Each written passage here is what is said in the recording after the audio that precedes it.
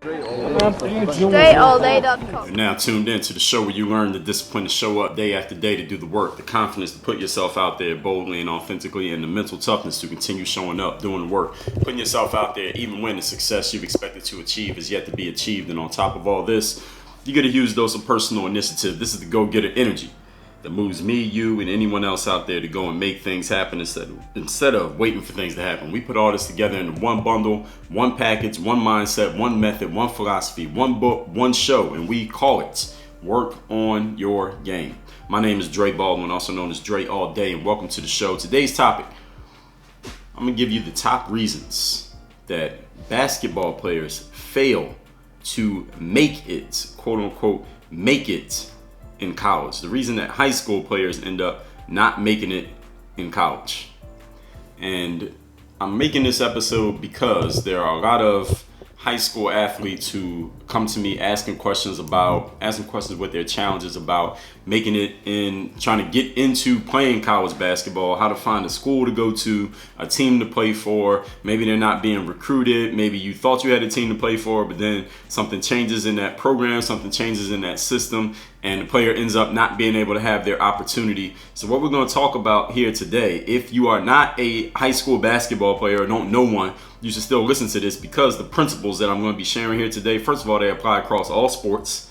Secondly, they can apply to life just as well as to sports. In the next masterclass I'm going to do, we're going to be talking about professional athletes, why professional athletes fail to make it. So if you listen to this one and then listen to that one tomorrow, you'll notice there are going to be a couple similarities. There's going to be a lot of differences between what causes people to fail in the pros versus what causes people to fail in college. And I'm talking specifically about the American educational system when I say college athletes who are trying to play college sports. So this doesn't have to be basketball, but I'm talking specifically to basketball players. But I'm sure if you play softball or soccer or golf or hockey, these same principles will apply the exact same way. These are the top reasons, once again, athletes who play in high school fail to make it, quote unquote, make it playing in college. Again, check yourself against everything I'm going to share here. And even if you're not an athlete, don't have any kids who are athletes, you're in a completely different field, you should still listen to this, because the principles that I'm going to be talking about apply in many areas of life. You just may have to take an extra step here today,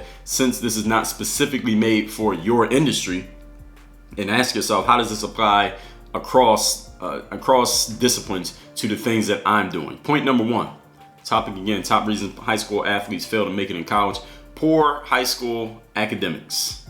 This is, I wouldn't say the number one reason. It could be the number one reason, though. I've seen it be the number one reason for a whole lot of people with a whole lot of skill, a whole lot of ability, definitely able to compete athletically in their sport, but because their academics weren't on point, they didn't get a chance to do anything. These are the athletes who didn't handle their business in high school, academically didn't handle their business in the classroom.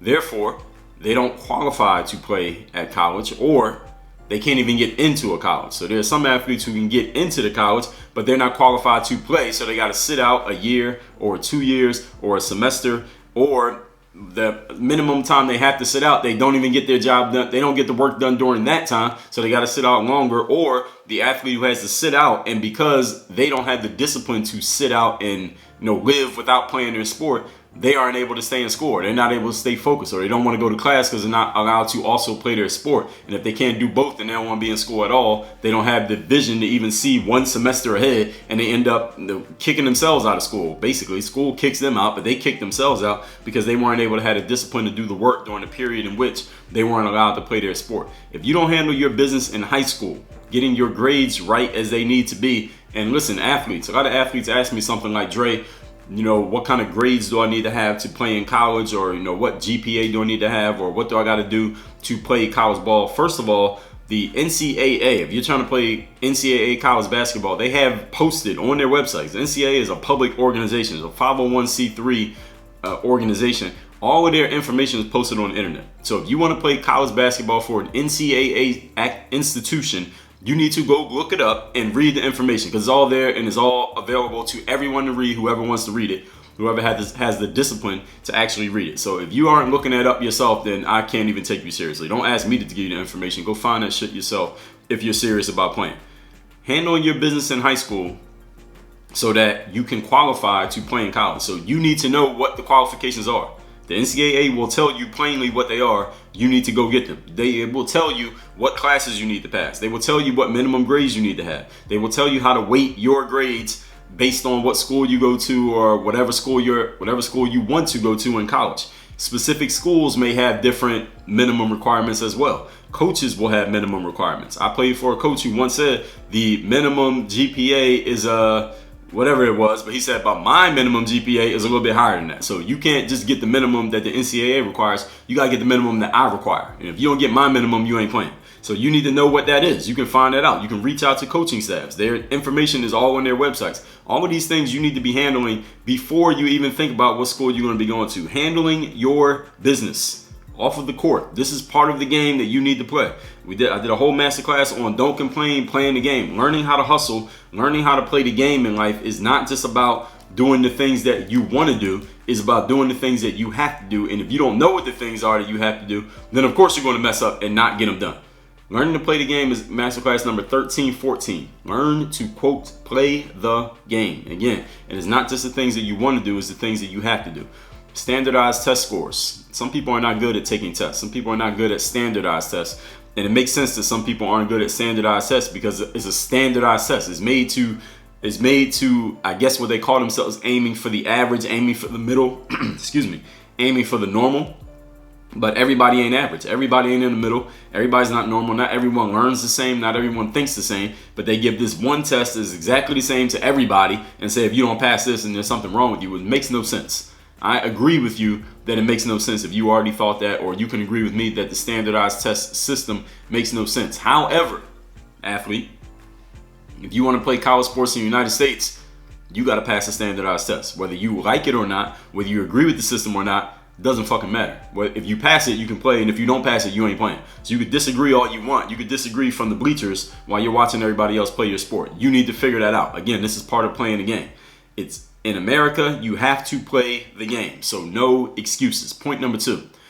Today's topic is top reasons why high school athletes fail to make it playing in college. Lack of off-the-court discipline. So here I'm talking about outside of the classroom we just talked about, but also outside of the classroom and off the court. Meaning getting yourself into trouble off the court, and that off-the-court trouble hurting your chances to ever get on the court or the field or in the pool or on the track. Who are you hanging out with? Who are your influences? Everyone who's listening to this, I believe you're old enough and wise enough to understand. Even if you're 13 years old, you're wise enough to understand that when you're around the wrong people, just being associated with them can get you in trouble. You could end up in the wrong place at the wrong time just because you're hanging with the wrong people, even if you didn't do anything wrong. You understand that, right? You understand that when you're around people who are doing the wrong things, and you hang around them enough, eventually you're going to do one of those wrong things simply because the peer pressure or the social influence of those other people is going to influence you to do something that you might otherwise not do. You understand that, do you not? Of course you do. So what decisions are you making when it comes to the people you hang with? What investments are you making? Are you making wise investments or are you making stupid investments? You know whether you're making a good investment or a bad investment. Now, whether you do something about it is a different story, but you know when you're doing it. Who's in your circle of friends? Of your circle of friends, how many of your friends have goals of, quote, going places, close quote? How many of your friends want to go somewhere in life the way that you want to go somewhere in life? And how many of them don't want to go anywhere in life? And you know whether somebody wants to go somewhere in life or not. You can tell. It's usually pretty obvious within a brief conversation if somebody's going somewhere in life or they're going nowhere in life. Now, you don't have to interrogate them for too long to figure this out. Whose lead are you following and where are those people leading you? These are questions that you need to look at your circle, the people that you hang with, and answer. Remember the law of association. You become the average of the people you spend the most time with. It doesn't have to be 5 people. It could be 50 people. It could be 2 people. Whoever you're spending time with, you will become those people just because we're human. This is just the way we're wired. We get influenced by the people we hang around. Whatever they're doing, we eventually start doing. And either you're influencing or being influenced. So what are you doing? What role are you playing with the people that you're hanging around, and where is it taking you or where is it not taking you? These decisions that you make when it comes to what you're doing away from your sport and even away from school could determine whether you get to play your sport and whether you get to stay in school, whether you get to graduate, whether you get a chance to take yourself to the next level. All things that have nothing to do with how you actually perform in playing your sport. So you got to be very smart about these decisions. Point number 3.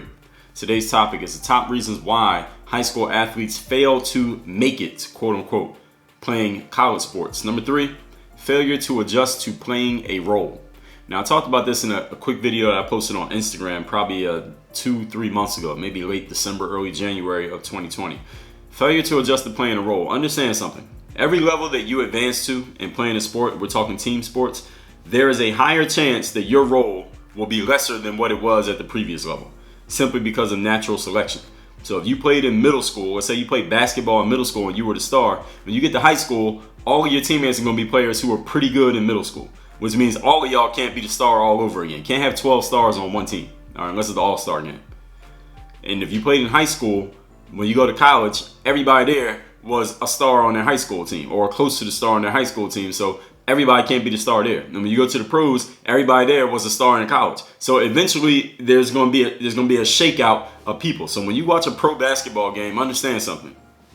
Even the guys sitting at the end of the bench, they were superstars in high school. And they had to be superstars in high school to be good enough to even get to the end of the bench playing in the pros. You understand?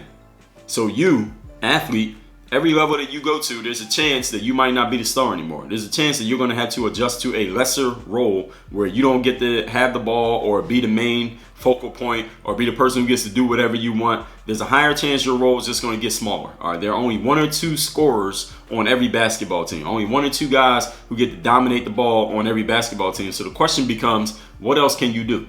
Or any team sport. All right, you understand how your sport works.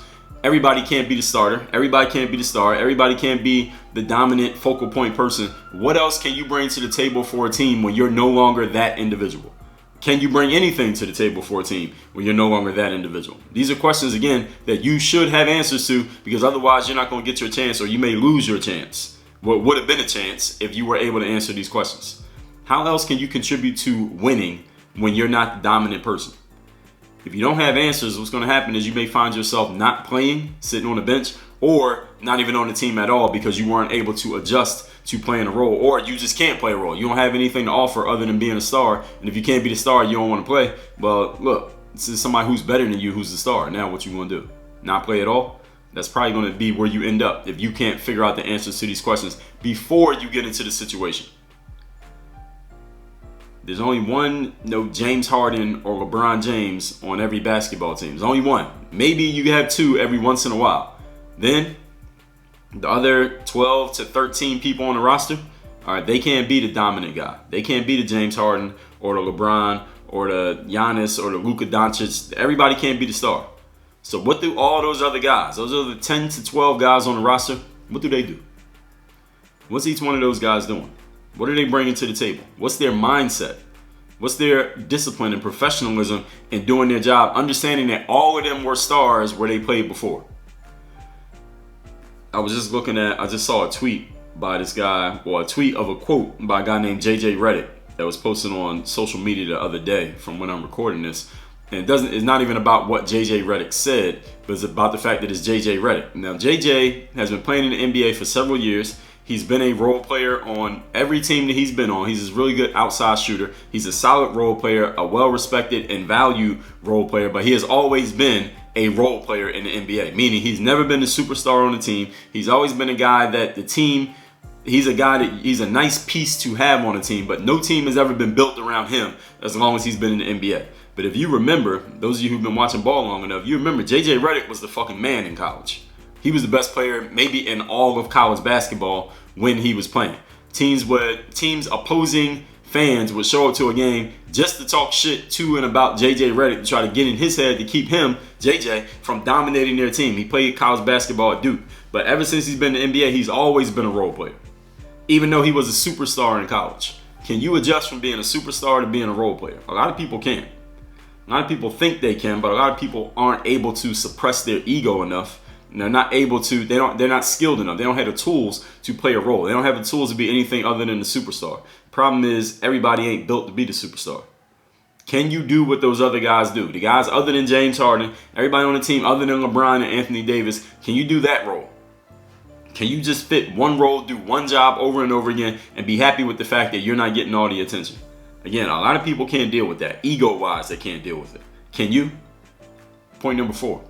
Today's topic is the top reasons why high school athletes fail to make it as college athletes. Number 4, inability to cut it academically at the college level. Now here, I'm not talking about passing standardized tests and handling your business from high school. I'm talking about when you actually get into college, you're on the sports team, and of course, since you're in college playing college sports, you got to go to class, right? If you don't go to class, you're not going to be on the team at all. But let's say you're going to class. You're going to classes, you're taking the notes, you're coming to you're showing up when you're supposed to show up. You know, the professor sees you there every single day. You're taking the notes, you're taking the exams and all that stuff. The problem is you're failing the tests. The problem is you're not grasping the information. The problem is you're not actually learning this stuff, or you haven't proven, based on the way the academic system is set up, you have not proven that you have learned the information. Even though you're in class, you're just not getting it. You're failing the classes even though you're showing up.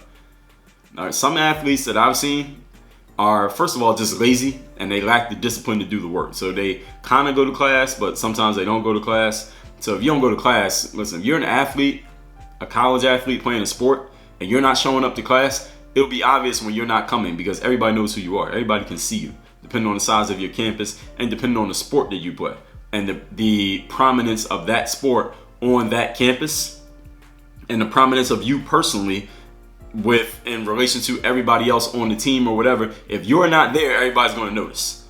You get that? If you're the starting quarterback on the football team and you don't come to class, everybody's going to know that the starting quarterback didn't come to class because everybody knows who you are.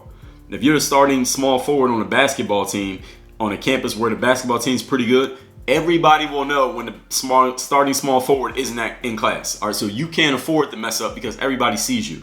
Everybody knows who you are. All right, so even when you think you're being inconspicuous, you're being noticed just because of your skill has made it harder for you to hide. All right, that's the way that it works in life. Especially if we're talking college here, let's just keep it real. If you're an African American on a sport like basketball or football, all right, everybody knows who you are. Everybody knows what team you're on. Especially on the campus, everybody knows you're on the football team. Everybody knows you're on the basketball team, and you're not coming to class. Okay, you're the loudest absence in the whole class. Everybody knows you weren't there. And if you're not showing up, word will start to get around, and before you know it, that word will come back to you, and now your opportunity's gone because you're not going to class. But let's just assume that you're not that dumb and you go to class, but you're still failing. So even though some people are lazy, lack discipline, you're doing the work, or at least you're trying to, or at least you claim to be doing the work. You're just ill-equipped for college academics. You're not ready to take those classes. You're not ready to take these notes. You don't quite understand what the teacher is teaching, and you're just not getting the information. Here's the thing. In high school, when you don't get it, the class will slow down for you to catch up. In college, when you don't get it, you're going to have to do some extra work on your own time to figure that out. Now, usually in college, actually not usually, I would say all the time, professors have what they call office hours. Hours where they're in their office working, but they're not actually teaching the class, and they are available for students to come to their office and ask questions, get extra help, try to figure out certain concepts that they haven't been getting. You need to take advantage of those office hours and figure it out. There are tutors on college campuses. Schools offer tutors, so go find who the tutors are. If you're an athlete, maybe depending on the school that you're at and the size of that school, there may be a tutoring program in place specifically for the basketball team or specifically for the football team. Talk to your coach before you even get to school. If you know that you're a type of person who struggles in the classroom with learning stuff and passing tests and stuff, talk to the coach before you enroll in school. Hey, what do you all have in place for tutors and for extra learning and enrichment? Because I want to make sure I don't fall behind academically. And the reason why you want to ask this is because if you fall behind academically, any damn thing that coach can do to get you on the court or on the field. All right, if your grades are saying you can't play, you ain't playing. Okay? So you need to be proactive about this. And also, there are just tutors who do it on the side. There are people, students, who know the material really well, who will tutor you. You might need to pay them, or you might need to make the right connection with the right person, or know somebody or something. Talk to your coach again about this, and make sure you figure that out. Get that part handled, because it would really suck if you're a great athlete who ends up not able to play simply because you didn't take care of your business in the classroom.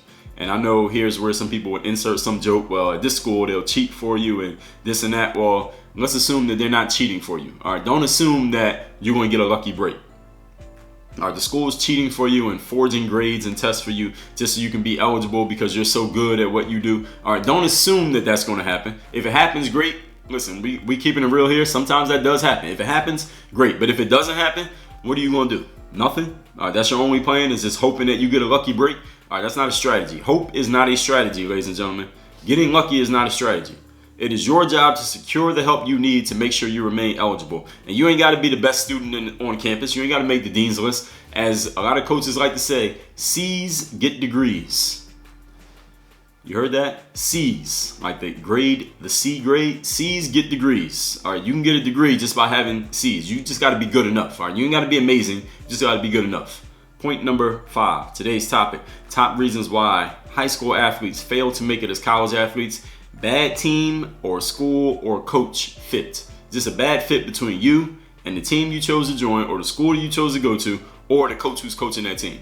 Now, hopefully you don't make a bad coach decision, because this would be the first thing you notice. But sometimes, as happened to me, as happened to many athletes, the coach that you thought was going to be coaching the team is not the coach who's coaching the team by the time you get there. Or the coach changes while you're there, and now the rug got pulled out from under your feet. So when you're on a team that doesn't have a role for you, or there's someone there who's just better than you, you're not playing. All right, that's the type of situation I'm talking about. Sometimes there's another player in your same position who's just better than you, who's just more talented than you, and they're getting the playing time, you're not getting any.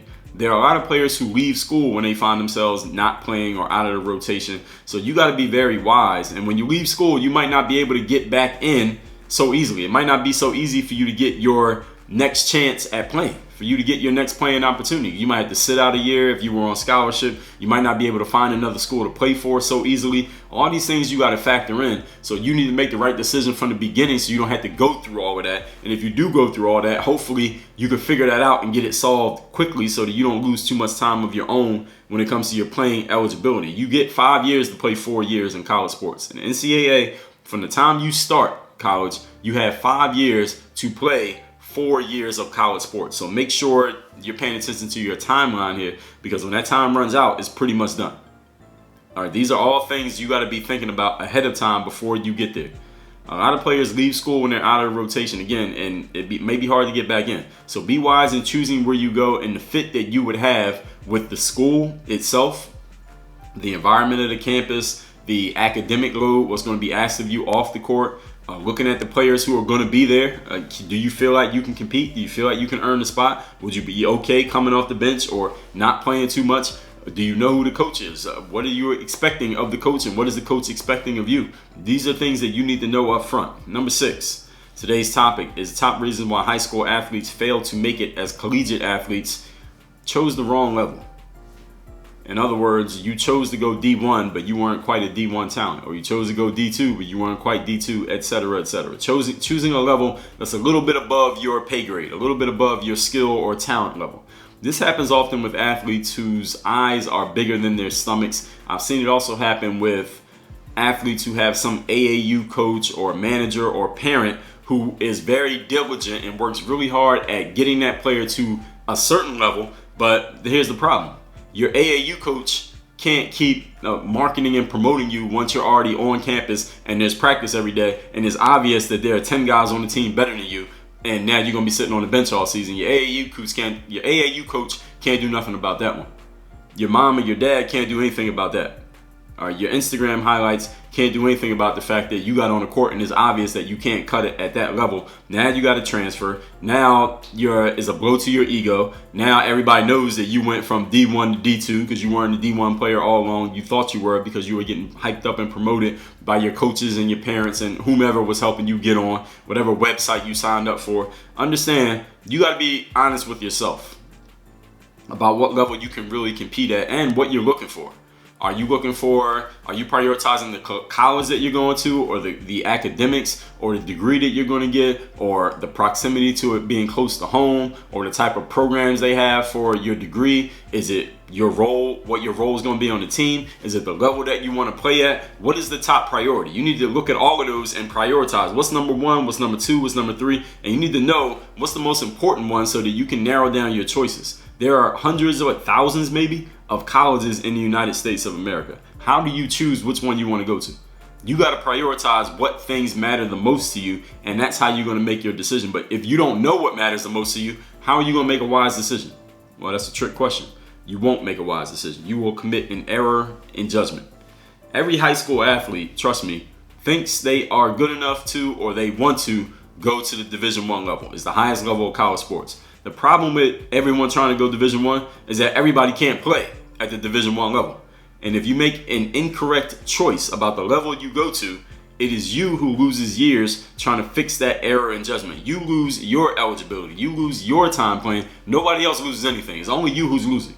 Not even your coach or your parent who hyped you and got you into that level. They don't lose anything. It's only you who's losing. So you got to be smart about it and really choose for yourself what makes the most sense. Find someone who you trust, who will give you an honest assessment and judgment about the level that you can play at. This type of person, I would suggest, be a scout or a coach who is already working in the field, whatever sport you're in, and has seen thousands of players come through. That type of person can look at you and tell you, all right, you should go to the D2 level. You could play D1, maybe a mid-major, maybe a low major, maybe a high major. A scout or a coach will tell you that. Someone who maybe you don't know that well personally, because they'll give you an honest assessment that is not based on trying to keep your feelings intact, because they don't give a damn about your feelings. They don't know you personally. Don't ask your mom or your dad, because they're going to tell you, well, not all of them. Some moms or dads will tell you the honest truth, but some of them are going to just try to hype you up because they believe you should be at this level or that level, or your AAU coach who's trying to make himself look good by saying, I got a D1 player, get on. Make sure you're asking somebody who's objective and who doesn't really give a damn about your feelings. So this is the value of finding those people, having those people around you in life. And I've done masterclasses on these exact people. The value of having not friends in life. That's masterclass number 1031. Somebody who will keep it real with you. You need to have these people around you in life, because you don't have anybody around you who's going to keep it real with you, then you're going to get people blowing smoke up your ass, telling you a bunch of bullshit that's not really going to help you get to where you want to get to. They'll put you at a level that you shouldn't be at, and then when you realize you're at the wrong level, now again, you're the one who's losing time. They're not losing anything, you're losing. So find that person you can trust. Not a person who only tells you what you want to hear. And too much of these people telling you what you want to hear has killed many careers over the years. So make sure, again, you're getting the right information from the right person. And then after you get all the information, you got to look in the mirror and decide what's the right decision for you. Let's recap today's class, which is 10 top reasons why high school athletes fail to make it as college athletes. Number one, poor high school academics. You didn't handle your business in high school, so you're not qualified. You didn't do well on standardized tests. Listen, I understand high school curricula and standardized tests can be complete bullshit, but we also understand that it's part of the game. So there's no excuse for you not having these taken care of, because you know that it's part of the game that you got to be involved in. No excuses. Point number two, lack of off-court discipline, meaning getting into trouble off the court and that trouble hurting your chances to get on the court. So who are you hanging with? Who's in your circle? Who are you being influenced by? Don't make bad decisions when it comes to associations. Number three, failure to adjust to playing a role. Every level you advance to, there's more chance that you may not be the star anymore. So what else do you bring to the table? Can you contribute to a winning team even if you're not the star? If you don't have the answers, you may find yourself not on the team at all. All right, there's only one LeBron or James Harden on every team. Everybody else got to play a role. Can you play one of those roles? Number four, inability to cut it academically at the college level. Some athletes I've seen are just lazy. They lack discipline. They don't do the work. They kill their own careers with that. But there are others who actually do the work, but they're ill-equipped for college academics. Meaning you were not prepared to handle the workload of being a college student. Forget the athlete part, just being a student. If you're in this group, it is your job to secure the help you need, find the tutors, use the office hours, get the extra teaching so that you can pass the test and do good enough. C's get degrees. You don't got to be on the dean's list. All you got to do is be average and you'll be good enough to stay eligible and play your sport. Number five, bad team, bad school, bad coach fit. When you're on a team that doesn't have a role for you, or there's someone there who's just better than you, you're not going to be playing. And a lot of times players leave schools when they find themselves out of the rotation. So you got to be wise enough to choose where to go and the fit that you would have with that school. Number six, choosing the wrong level to play at. A Division I or Division II level athlete choosing D1 or D2 when you should actually be playing at a lower level than that. What happens is you lose time trying to transfer, or you're sitting on the bench, or now your ego is hurt because you're not playing at all, and it's clear the person ahead of you is just better than you. What are you going to do now? Find somebody who you trust, who can give you an honest judgment about the level you can play at, such as a scout or a coach, somebody who's not personally invested in your emotions and in your feelings, because they'll tell you the truth. Not a person who just tells you what you want to hear, because that kills a whole lot of careers. People just listen to their ego and listen to people who want to pump up your ego so they can stay close to you. Tomorrow, we're going to talk about the top reasons why professional level athletes fail to make it playing their sport. Work on your game. Dre all day.